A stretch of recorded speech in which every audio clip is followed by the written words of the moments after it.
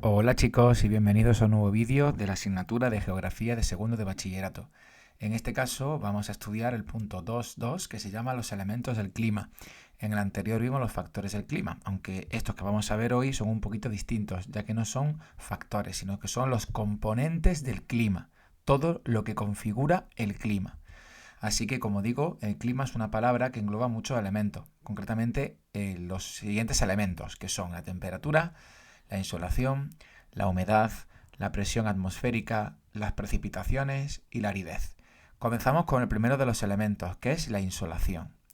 La insolación es la cantidad de radiación solar recibida por la superficie terrestre, o dicho de otras palabras, la cantidad de sol que da en una zona concreta de la Tierra. Como estamos en España, pues la insolación se refiere a la cantidad de radiación solar recibida en las diferentes partes de España. Como estamos viendo en el mapa, la zona norte de la península ibérica presenta un color mucho más blanquecino, lo que indica que la insolación es muy pequeña, es muy reducida.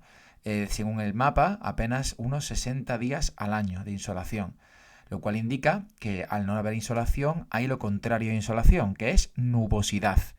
El norte, por tanto, recibe mucha menos radiación, mientras que el sur recibe mucha más radiación solar. Pero la pregunta es ¿por qué? ¿Por qué hay más radiación solar, más insolación en el sur que en el norte? Bueno, vamos a verlo con el mapa un poquito más grande. En el norte, como bien sabéis, son zonas que se encuentran muy cercanas a borrascas importantes, bajas presiones importantes como la borrasca de Islandia. Que estas borrascas de Islandia, estas bajas presiones, generan un tiempo bastante inestable y lluvioso. Al haber nubes y lluvia, por tanto, tapa la radiación solar y por tanto hay menos días de sol, como es obvio. Al mismo tiempo, también la zona norte de la cornisa cantábrica y País Vasco, Asturias, etcétera, pues también tiene una fuerte influencia del mar Cantábrico y del Atlántico, que como bien sabéis son grandes masas de agua que son mucho más húmedas y si son más húmedas y precipita más, por tanto hay más nube y por tanto menos sol. Eso es obvio. Por tanto, como estamos viendo, la zona norte tiene mucha menos insolación y más nubosidad. Y finalmente también por la disposición del relieve barlovento. En este caso, pues la cordillera cantábrica, al disponerse a barlovento, cuando llegan grandes masas de aire procedentes del norte de Europa o del Atlántico Norte, impactan contra esa montaña, que provocan que precipite debido a las lluvias orográficas, también conocidas como efecto Foehn, y eso provoca pues que haya más nubosidad, pues que está lloviendo más. Básicamente, la poca insolación del norte está vinculado con las precipitaciones, como estáis viendo. Sin embargo, en el sur, como estamos viendo, nos encontramos que hay incluso zonas que tienen más de 150 días de sol, lo cual implica que la insolación es muy alta. Vamos a ver por qué. En primer lugar, porque la zona sur de la península ibérica, su meseta sur, depresión del Guadalquivir, etcétera, pues son zonas que tienen una fuerte influencia del anticiclón de las Azores, especialmente en verano, como bien sabéis, porque en verano pues el anticiclón se mueve y al moverse queda más influida la península ibérica por él, generando un tiempo muy estable y soleado, por tanto con más sol y por tanto con más insolación y menos nubosidad. Al mismo tiempo, también son zonas que se ven claramente influidas por el Mediterráneo, especialmente la costa este peninsular. Esa influencia del Mediterráneo, que es una gran masa de agua, pues bastante más seca. Por tanto, el nivel de precipitaciones es mucho menor y la cantidad de días de sol es mayor, es obvio. Y además también algunas zonas presentan el relieve se presenta sotavento, por tanto digamos que son zonas donde no llueve, llueven menos y por tanto hay más días de sol al llover más en las laderas de barlovento que de sotavento. Pues esos son los motivos básicamente de por qué hay menos insolación en el norte y más insolación en el sur. Vamos a ver ahora el siguiente elemento, que es la temperatura, que es uno de los elementos más importantes del clima, ya que la temperatura es el grado de frío o de calor que tiene el aire. La medición de esta temperatura es en grados centígrados y se mide con un termómetro. Y como estamos viendo en el mapa, veis que hay diferentes colores y los colores están separados pues supuestamente por una línea que no se ve claramente, pero que hay una línea ahí. Bueno, pues las líneas que unen puntos de igual temperatura se llaman isotermas y hay que tenerlo muy claro. Además hay otro concepto muy importante dentro de la temperatura, aparte de las isotermas, que es la amplitud térmica. La amplitud térmica es la diferencia que hay entre la temperatura más fría y la temperatura más cálida de un lugar, aunque también se le puede llamar oscilación térmica. Ahora vamos a ver un mapa tranquilamente para entender más este concepto. En este mapa se observa los niveles de amplitud térmica o las diferencias térmicas entre el verano y el invierno en España. Las zonas con un color más amarillo, como pasa en las Canarias, pues la oscilación térmica es muy pequeña. Y sin embargo, las zonas con un color morado más oscuro, pues representan zonas con oscilación térmica más alta. De hecho, las Canarias presentan una oscilación térmica de menos de 8 grados. Eso significa que la diferencia entre la temperatura más alta y la temperatura más baja es menos de 8 grados. Sin embargo, la zona del interior presenta una oscilación térmica muy alta, de más de 20 grados, lo que significa que la diferencia entre la temperatura más alta y la más baja es de más de 20 grados. Así que hay temperaturas muy extremas. Como he comentado antes, en la zona del interior peninsular la amplitud térmica es alta por varios motivos. El primer motivo es porque se encuentra lejos de la influencia marítima, es decir, lejos del mar. Sabéis que el mar tiene un efecto termorregulador de las temperaturas, es decir, que lo que hace es suavizar las temperaturas. Pero claro, si las zonas del interior se encuentran lejos del mar, pues existe una continentalización del clima, es decir, que las temperaturas son mucho más extremas, tanto en invierno como en verano. Además hay otro factor que explica esta amplitud térmica tan alta, que es que España presenta un relieve que muchas veces se encuentra paralelo a la costa, como pasa con las cordilleras béticas o con la cordillera costero-catalana. Y eso hace que la influencia marítima sea aún menor en las zonas del interior, debido a ese efecto que hace el relieve de pantalla, digamos así, a esa influencia del mar. Sin embargo, fijaos que en la zona de las Canarias la amplitud térmica es muchísimo más baja. Eso es debido a la influencia del mar muy grande y debido fundamentalmente a que se encuentra también las Canarias en una latitud más cercana al Ecuador, por tanto siempre el clima es cálido. Y eso hace que la amplitud térmica también sea más baja, no solamente la influencia del mar, sino también la latitud.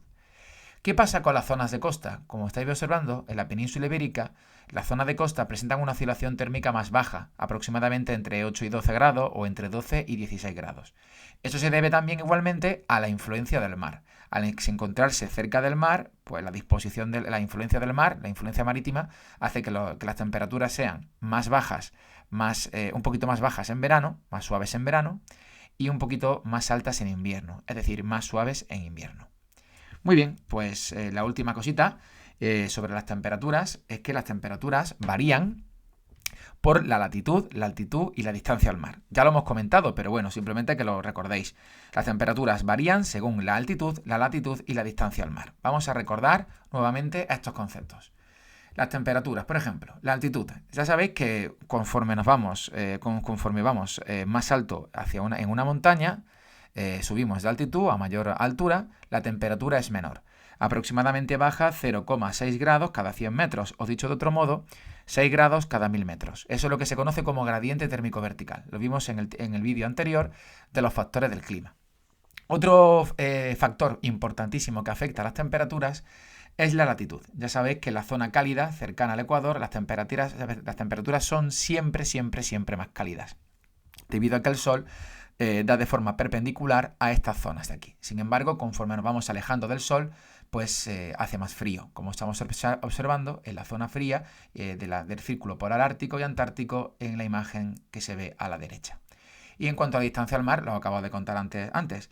El mar tiene un efecto termorregulador, regula las temperaturas suavizándolas, de modo que en las zonas con una fuerte influencia marítima las temperaturas son más suaves, mientras que en las zonas más alejadas del mar tiene una influencia menor y por tanto las temperaturas son más extremas.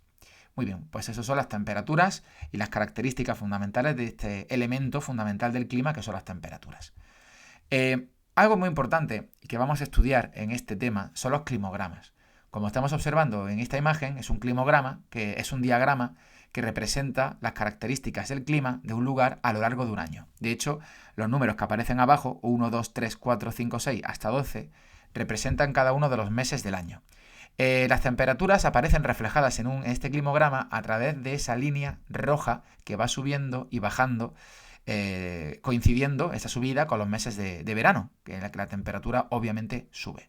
Tranquilos que lo estudiaremos más tranquilamente en clase, en la práctica de climograma. Y también, por último, sobre las temperaturas, también reflejar un poquito en este mapa de qué manera esos factores que hemos estudiado de las temperaturas se ven reflejadas en el mapa. Por ejemplo, fijaos que en la parte norte del mapa se ven unas manchas blancas que indican, como estáis viendo abajo, donde se ve la leyenda, que indica que las temperaturas medias anuales en grados centígrados se encuentran entre 5 y 10, las zonas que se ven así más blanquecinas. Eso significa que las temperaturas son más bajas y que además coincide claramente con el relieve que se encuentra por esa zona. En este caso, al norte se observa la cornisa cantábrica, el sistema ibérico, el sistema central y los Pirineos. Eso significa que la altitud provoca que las temperaturas sean más bajas en esta zona de aquí arriba. Fijaos que esto también ocurre en la zona sur.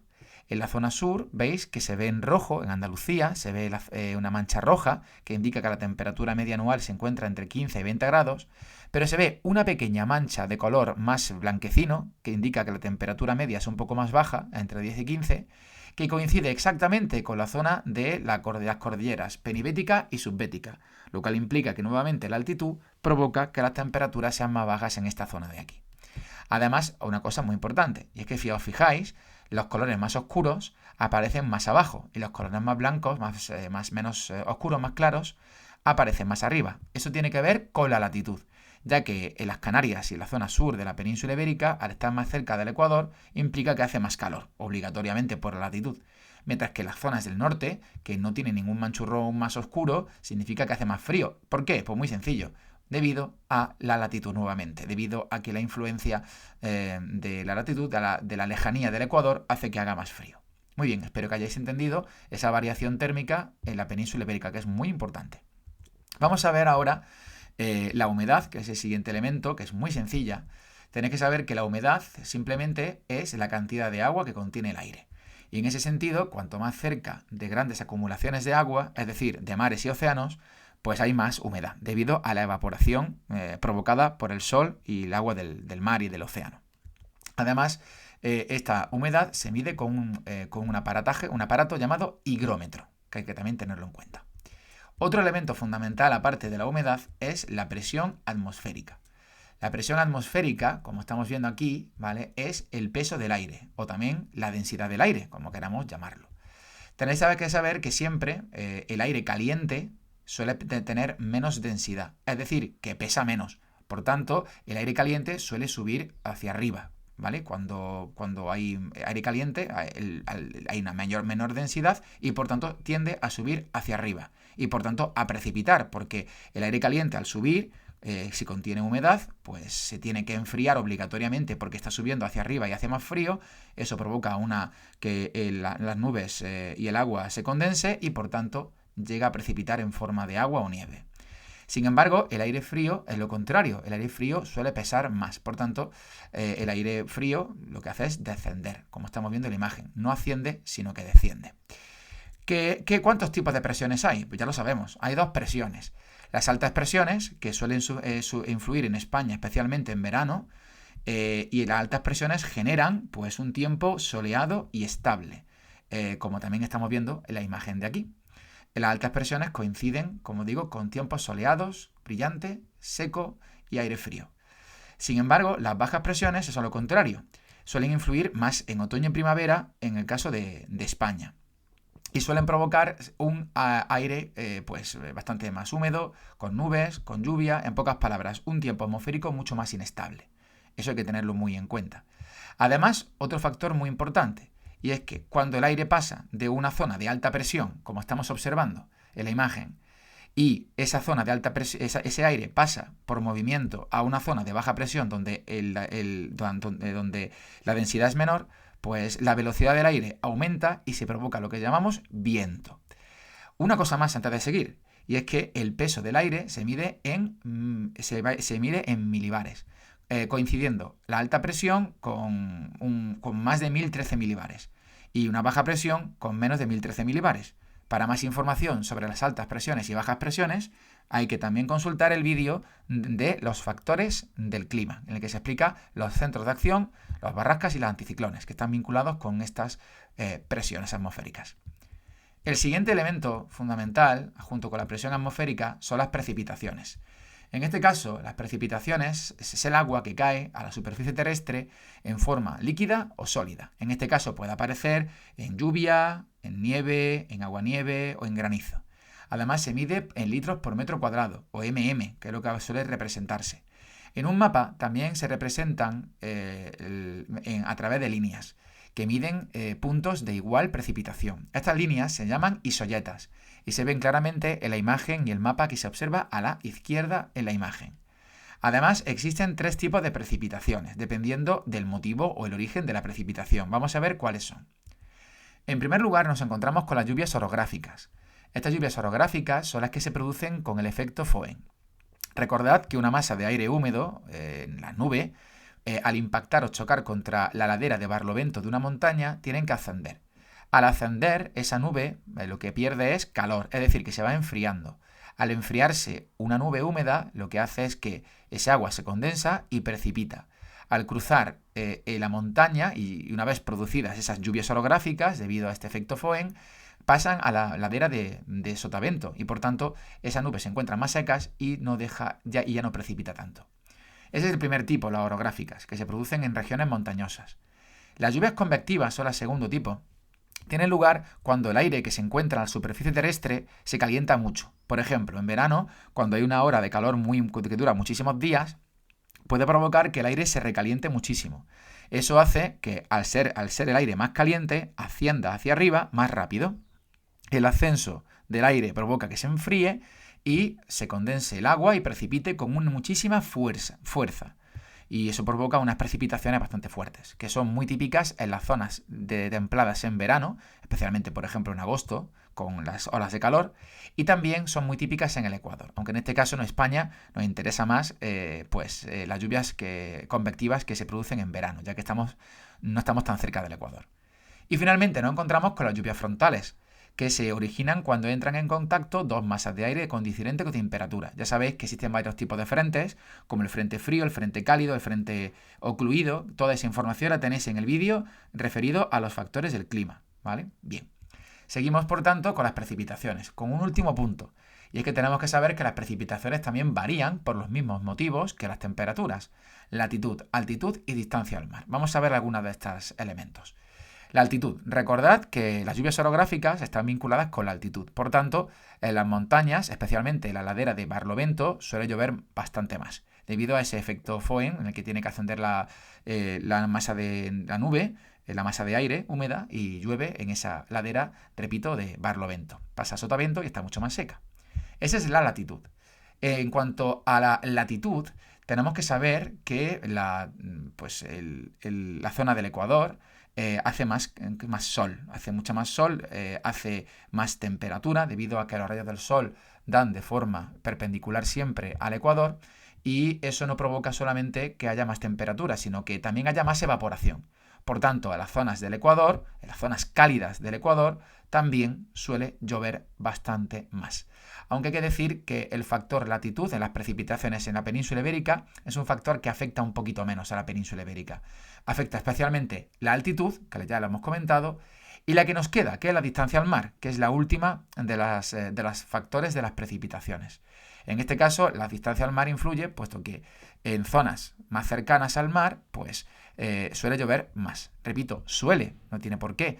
En este caso, por ejemplo, nos encontramos que en zonas cercanas al mar Mediterráneo, que es una masa de agua bastante más seca que el Atlántico, las precipitaciones no son tan altas, ¿no?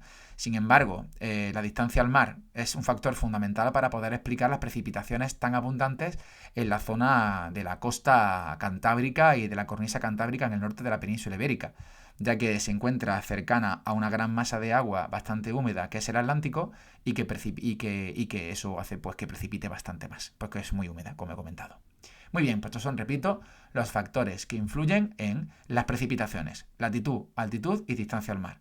Además, tened en cuenta una cosa, y es que son los mismos factores que afectan a las temperaturas, de diferente manera, pero son los mismos factores.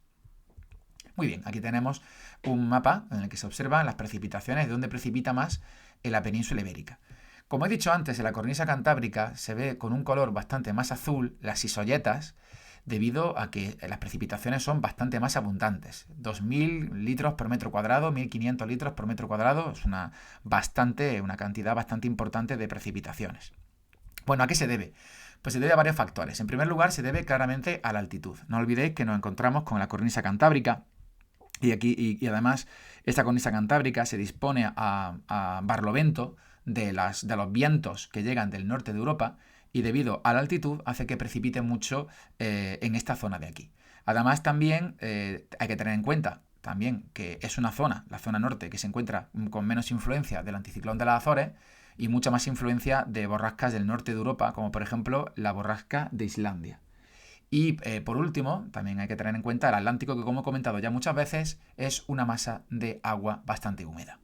Fijaos que es curioso, porque a pesar de que el norte llueve mucho, en la zona sureste, es decir, en la zona que se ve en la zona de Almería, Murcia, Alicante, que se ve en un color mucho más blanco, las precipitaciones son muchísimo menores.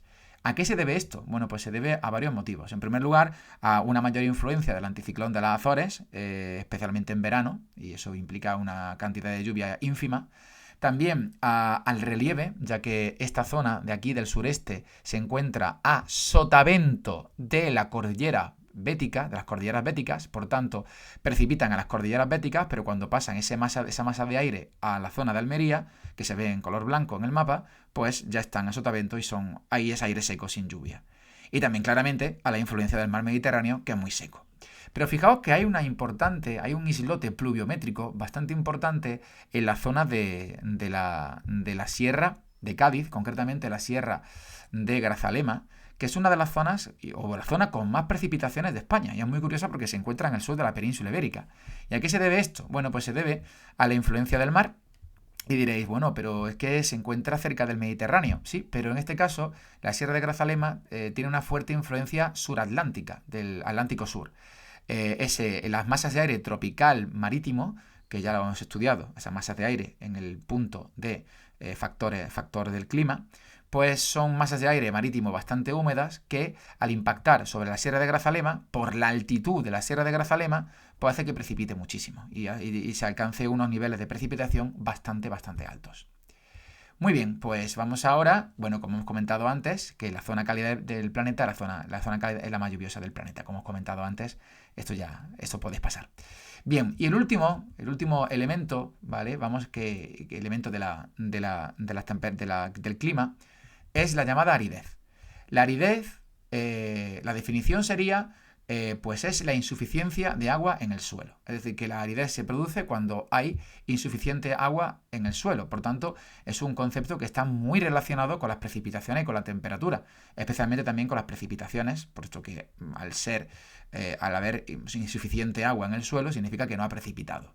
Además, para poder calcular la aridez hay que hacer una fórmula que se llama índice de Gaussian, ¿vale? Que vamos a verlo a continuación. Aquí tenemos un climograma. Como hemos dicho antes, es el diagrama que indica el clima de un lugar a lo largo de un año. Las líneas rojas indican la temperatura y, aunque no lo hemos comentado antes, lo digo ahora, las barras azules indican las precipitaciones. Bueno, pues, ¿qué es esto del índice de Gaussian? ¿Qué es el sistema por el cual se mide la aridez? Bueno, pues el índice de Gaussian aparece representado en el climograma o se puede definir de la siguiente manera. Según el índice de Gaussian, la aridez se localiza cuando las precipitaciones son menores o iguales que el doble del valor de las temperaturas. Este índice de Gaussian y su definición hay que sabérselo, es muy importante, ¿vale? Ya que se puede preguntar, y además suele preguntarlo mucho en selectividad, la relación que hay entre el climograma y la aridez. Pero para que lo entendáis un poquito mejor, esa aridez se puede observar en el climograma de una forma mucho más sencilla, simplemente cuando la línea de temperaturas está por encima de la barra de precipitaciones. En este caso, en este climograma, la aridez o los meses que se consideran secos o áridos son los siguientes. O vamos a observar la línea de abajo, donde pone 1, 2, 3, 4, 5 y hasta 12, que son el número de los meses del año. Por tanto, los meses secos o áridos de este climograma son junio, julio, agosto y septiembre, debido a que en estos meses la línea roja sobrepasa la barra de precipitaciones. Por tanto, son los meses secos donde hay aridez. Muy bien, chicos, pues con esto hemos acabado los elementos del clima. En el siguiente vídeo estudiaremos los diferentes tipos de clima de la península ibérica. Hasta entonces, que estudiéis mucho y hasta luego.